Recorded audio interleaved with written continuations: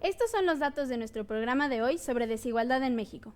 A pesar de ser la 14ª economía del mundo, en México hay 53.3 millones de personas viviendo en pobreza. De acuerdo con la Standardized World Income Inequality Database, nuestro país ocupa el lugar 87 de 113 ordenados de menor a mayor respecto del nivel de desigualdad. En México, el 1% de la población del país percibe el 21% de los ingresos totales de la nación. La cantidad de millonarios en México creció un 32% de 2007 a 2012, mientras que en el resto del mundo disminuyó un 0.7%. La desigualdad es asociada a la violencia. El crecimiento del coeficiente de desigualdad, o Gini, se ha reflejado a nivel municipal en el aumento de 5 muertes por cada 100,000 habitantes, de acuerdo con un estudio del año 2014. Regresamos contigo, Pedro. Pues gracias, Paulina, por estos datos que nos ayudan a complementar lo que ya se había dicho acá en la mesa. Hay un punto, Ricardo, que tú colocaste desde el inicio y que me gustaría que retomáramos la discusión por allí, el tema del ingreso. Sí. Entonces, a ver, aquí tenemos un problema serio que tiene que ver con que el ingreso no solo se ha mantenido en los últimos 23 años en los mismos niveles, sino que ha tenido más bien incluso una tendencia a la baja. Sí. A ver, ¿por qué dices que ese es uno de los factores que hay que enfrentar? Porque esa realidad de salarios estancados y de ingresos pues, permanentemente congelados no es una realidad, digamos, propia de la economía, no es natural. Lo que ha ocurrido en México es que tenemos una política explícita de contención del salario. Es decir, como también se demuestra en algunos estudios de Gerardo, ha habido decisiones de política a lo largo de estas décadas que son las responsables de que el ingreso de los mexicanos estén allí, siempre más o menos estacionados en espera de la siguiente crisis que les vuelva a bajar. Estoy hablando estrictamente o específicamente de la Comisión Nacional de Salarios Mínimos, ¿no? Okay. Que pues tiene a México, y perdón, voy a sacar otra grafiquita, pero creo que es muy ilustrativa, que tiene a México en el sótano mundial. No hay otro país, salvo Ucrania, que yo conozca, que tenga un salario mínimo más pequeño que México. Es esto que está aquí, el último lugar, y esta gráfica, digamos, debida a la OSD, pues muestra, o más bien nos exhibe como un país que no se explica cómo con su nivel productivo, cómo con su nivel técnico, puede sin embargo mantener un salario mínimo tan pequeño, ¿no? Y es que ha habido una decisión mantenida en el tiempo por esa Comisión Nacional de Salarios Mínimos. Y creo que vale la pena, retomar el contexto de esta decisión, porque en los últimos meses, año, hubo un debate en torno al salario mínimo que parecía que iba a cambiar las cosas, es decir, se había promovido una reforma que además tuvo su origen, si no me equivoco, en una iniciativa del jefe de gobierno de la Ciudad de México, que parecía que podía cambiar, digamos, el escenario en términos de salario mínimo, y se paró, Gerardo. Así es. Digamos, hubo una discusión interesante que se dio, que también una discusión que se había postergado por años, en donde se puso en la mesa el tema del salario mínimo con una serie de argumentos muy contundentes, el tema de la comparación internacional, el hecho de que el salario mínimo en México es el único país de América Latina donde alguien que trabaja formalmente 8 horas recibe un ingreso que lo pone por debajo de la línea de pobreza nacional. O sea, que es, digamos, ahora hay pobres no solo que no trabajan, sino pobres que aún trabajando siguen siendo pobres, y si tienen que mantener a un miembro extra en su familia, son además pobres extremos. Entonces es un nivel increíblemente bajo de salario mínimo. Se puso en la mesa la discusión, datos duros en un documento, se escribió un documento en el que yo participé, también participó la gente de Ricardo, gente de otros ámbitos, del ámbito académico, en fin. La respuesta por parte del gobierno fue básicamente nula, y es donde entra un poco lo que mencionabas al final del comentario anterior. Hay una parte del sector empresarial, pues naturalmente podríamos decirlo, estaba en contra. Un sector, de hecho, ni siquiera todo el sector. Pero increíblemente la mayor parte de renuencia parece haber venido del propio gobierno, donde ya entra en juego el factor ideológico, donde el gobernador del Banco de México salió asustando con el tema de la inflación. Hubo un documento firmado impulsado por el propio gobierno, por el propio secretario del Trabajo, en donde líderes sindicales manifestaban una cierta, no diría ni siquiera apoyo velado o disimulado, era básicamente una crítica casi implícita a aquellos que proponían un aumento del salario mínimo, una cosa delirante nuevamente, pero es parte de la discusión política que hay en el país, en la cual un tema como este, que puede tener un gran impacto económico y social, no solo evidentemente para los que reciben el salario mínimo que se verían beneficiados, sino porque además podría tener otras implicaciones para el resto del país en términos de fortalecer el mercado doméstico, etcétera, pues se detuvo simplemente por razones, primero, y en parte ideológicas, en parte por el poder económico del sector empresarial, y entonces estamos de nuevo con el salario mínimo tal cual como lo teníamos hace muchos años, casi principios de siglo, y que es hoy una cuarta parte de lo que podía comprar hace 30 años. Ese es el salario mínimo que tenemos, esa es la gran discusión que se puso y que está estancada en el Senado. Sí, se quedó varado al final. Está varada una reforma para desvincular el salario mínimo de algunas otras reformas, que podría ser el primer paso inicial. Ustedes en el Instituto de Investigaciones Jurídicas hicieron un estudio muy importante de la vía jurídica que había que seguir. Ruta legal que podría permitir sin grandes problemas que esto transitara. Y entonces estamos ahí de nuevo porque una decisión en parte ideológica, insisto, y en parte como respuesta, digamos, del poder empresarial que detuvo esta iniciativa y que me parece que hubiera sido muy importante para fortalecer los ingresos de la gente en la parte baja de la distribución. Ha subrayado, Gerardo, este tema de la racionalidad, la lógica, digamos, del poder empresarial en el país, su vinculación con el poder político. Yo advertía que no podíamos dejar de ver también la dimensión del poder ideológico, pero hay una parte que me preocupa mucho, Ricardo, y que me gustaría escuchar su opinión, que es que por lo que hace, digamos, al debate político entre los partidos y sus líderes, parece que estos temas no son temas que en verdad, cuando menos que muevan a algún tipo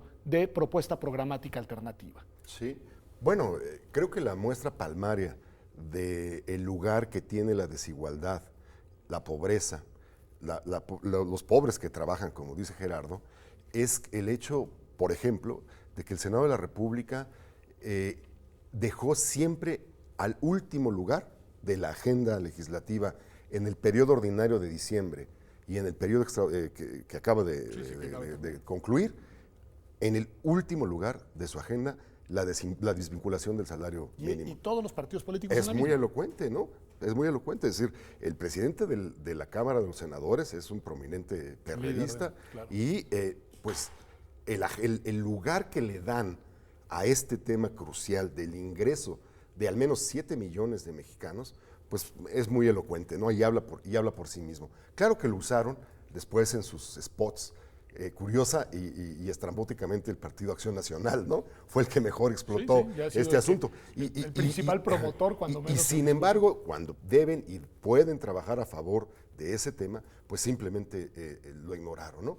Yo quisiera, además de lo que ha dicho Gerardo, agregar una cosa que es muy, muy importante y muy inquietante, Pedro, y es que México es el único país de América, incluyendo Haití, incluyendo la República de El Salvador, que no ha tenido en todo el siglo XXI una política de recuperación salarial. En todas partes, en ese documento al que también se refiere Gerardo, en todas partes, desde Argentina hasta Canadá, ha habido una política o ciertas políticas para aumentar los ingresos de la gente. Muy natural, porque lo que pasó con la crisis es que tiró el empleo, tiró los salarios y ha dejado muy desprotegidos a los que van a contratarse con un empleador, ¿no? Bueno, en todas partes se movieron cosas para que pudiera haber un piso más parejo al trabajador que va a contratarse y que vive de sus remuneraciones. En todas partes, menos en México. Somos realmente un caso muy excéntrico en el contexto americano. Y esto explica, digamos, esta inacción del gobierno para no tener política de recuperación salarial, explica, yo creo que la mitad de lo que Coneval y el INEGI nos ha venido a demostrar, que hemos perdido, digamos, a lo largo, después de la crisis, casi 17% del ingreso corriente. Somos 17% más pobres por el ingreso que recibimos. Políticas fiscales, ingreso, ¿qué otras acciones se podrían llevar a cabo, Gerardo, para revertir esta situación que Ricardo, la verdad es que la describe de manera muy preocupante? Sí, bueno, yo diría hay otras dos dimensiones por lo menos. Una, la política de gasto. Digamos, también, y mucha gente entiende cuando se habla de nuevos impuestos, subir los impuestos, la mayor parte de la gente, la primera reacción es sí, pero es que lo que se gasta muy mal, porque le voy a dar una mayor parte de mis impuestos al gobierno que de por sí Ese es un gasta muy mal. discurso, el otro, la corrupción, Sí, digamos, y como la otra corrupción, preocupación. entonces, eso me parece una preocupación genuina. Entonces necesitamos realmente que en el lado del gasto haya un reordenamiento del gasto. Reordenamiento del gasto que implica pues, eliminar algunos programas sociales y productivos que supuestamente están destinados a mejorar la distribución, apoyar a ciertos segmentos de la población, pero que terminan siendo incluso regresivos, es decir, terminan dándole más a los que más tienen. Hay una enorme cantidad de programas en el lado del campo, por ejemplo, que el grueso de esos recursos van a los más ricos, a la gente que tiene grandes extensiones de terreno. Entonces, tiene que cambiar esa parte, ese ejercicio del gasto público, hacerlo mucho más eficiente, mucho más eficaz, pero sobre todo que tenga mucho mayor impacto redistributivo del que ahora tiene. Hay una pequeña parte del presupuesto que funciona razonablemente bien, que está relativamente bien focalizado, que va donde tiene que ir, pero el resto está muy mal utilizado en buena parte de esos programas. Entonces, tiene que hacerse una reasignación en ese sentido, en términos de eficiencia y de impacto. Y luego, sí repensar en términos de si vamos a gastar más, ¿en qué vamos a gastar? Y lo que planteamos en el documento es debería haber mucho más gasto en inversión en infraestructura, pero sobre todo regionalmente, porque una dimensión de la desigualdad que no abordamos con mucho detalle en el documento por escasez de tiempo es el tema regional, por escasez de espacio, el tema regional, que es fundamental y que además están ahí, sabemos dónde están los pobres en el país, los pobres extremos, están fundamentalmente en el sur-sureste del país. Bueno, ahí requerimos proyectos de gran envergadura, mucha inversión en infraestructura que los acerque, digamos, ya no físicamente, pero sí que los conecta al resto de los mercados para poder atraer inversión y que se generen oportunidades, en fin. Desarrollo económico. Desarrollo regional.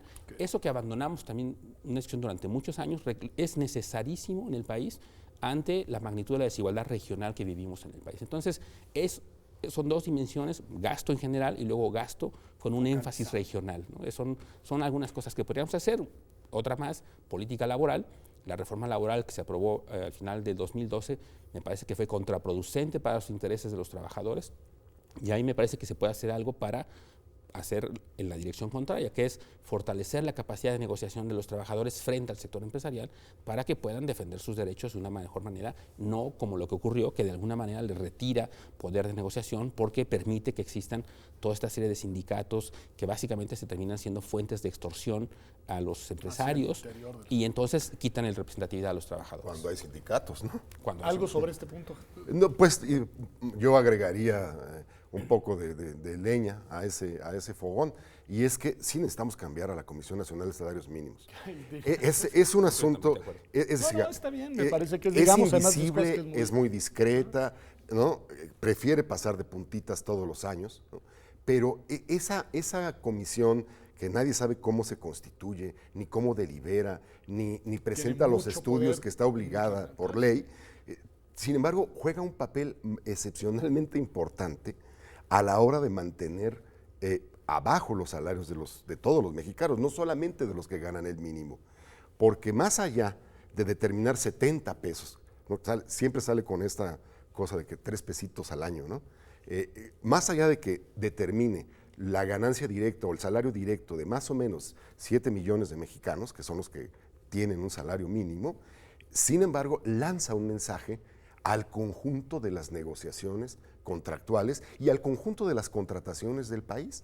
No hay ninguna negociación en este momento en México que no parta del aumento del salario mínimo que determinó ese organismo oscuro, absolutamente opaco y que no rinde cuentas para nada, ¿no? Bueno, esa estructura, cómo opera y la política que ha seguido tiene que cambiar. Es realmente, yo creo, una de las anclas más perniciosas que tiene el conjunto de la economía mexicana, la Comisión Nacional de Salarios Mínimos. Está muy bien, el tiempo se nos está escapando y hay dos dimensiones que me gustaría abordar. Una tiene que ver con digamos, de qué orden deben de ser las decisiones en este tema. ¿De orden nacional, federal? ¿Hay algo que puedan hacer los gobiernos estatales, Gerardo? Es decir, ¿quiénes son los actores que pueden tomar las decisiones que permitan impulsar políticas sociales distintas? Fundamentalmente es de orden nacional, porque el problema es de tal envergadura y, digamos, y tiene esa dimensión regional además, que hacer algo a escala doméstica será es bienvenido, pero insuficiente. Entonces, tiene que ser a escala nacional, porque la mayor parte de los elementos, política fiscal, política tributaria, política de gasto, laboral, etcétera, todas esas dimensiones tienen ese carácter nacional y entonces fundamentalmente está ahí. Entonces, tiene que ser a todo el nivel de la federación y estamos pensando que tiene que haber reformas, grandes reformas, pues que tienen que pasar por los poderes de la federación. Es decir, está en las manos, me parece, del Ejecutivo y por supuesto del Legislativo hacer reformas en esa dirección. Y en ese sentido se vuelve muy relevante lo que mencionabas antes, de la ausencia de la oposición, inclusive en términos de plantear cosas distintas, porque en la medida en la que no haya esta serie de propuestas, pues difícilmente en la negociación política va a avanzar algo. Entonces, lo que necesitamos es que verdaderamente haya conciencia de estos temas y una idea clara de la importancia y significancia que esto va a tener hacia adelante.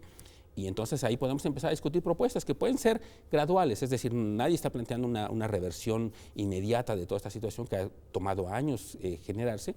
Pues se puede iniciar un proceso paulatino como en la propuesta del salario mínimo también. Se plantea una recuperación paulatina del salario para no tampoco generar distorsiones en otras dimensiones, pero empezar a hacer el cambio me parece lo más significativo y ahí, insisto, es a nivel nacional, el Ejecutivo y el Legislativo en su conjunto tienen que avanzar. Sí. Ricardo, en 30 segundos, la otra dimensión, la dimensión social. Es decir, ¿qué le toca a las organizaciones sociales? ¿Qué nos toca como sociedad? ¿Qué podemos hacer o no podemos hacer nada? No, yo creo que sí.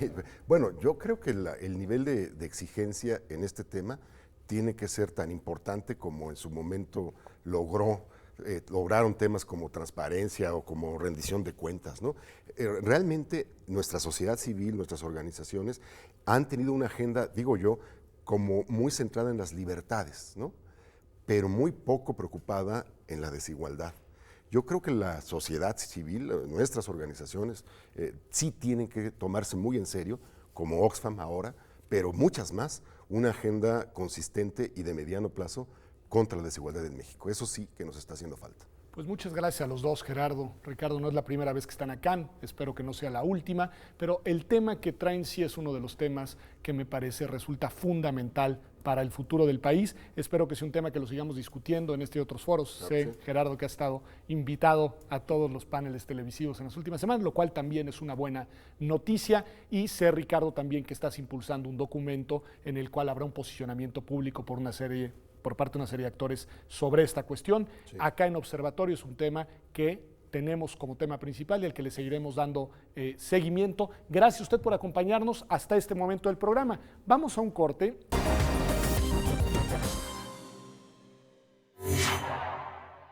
Pues para pensar estos temas de la desigualdad y de la estructura social, además del documento de Gerardo Esquivel y del posicionamiento del Instituto de Estudios para la Transición Democrática, vale la pena echarle un vistazo a este libro sobre conceptos de sociología de Sutton y Giddens, que la editorial Alianza nos ha traído a Observatorio. Si está interesado en algún ejemplar, escríbanos a nuestras redes sociales porque tenemos 2 ejemplares de obsequio. Esto ha sido Observatorio. Gracias por acompañarnos. Nos vemos la próxima semana aquí en TV UNAM, el martes a las 9 de la noche.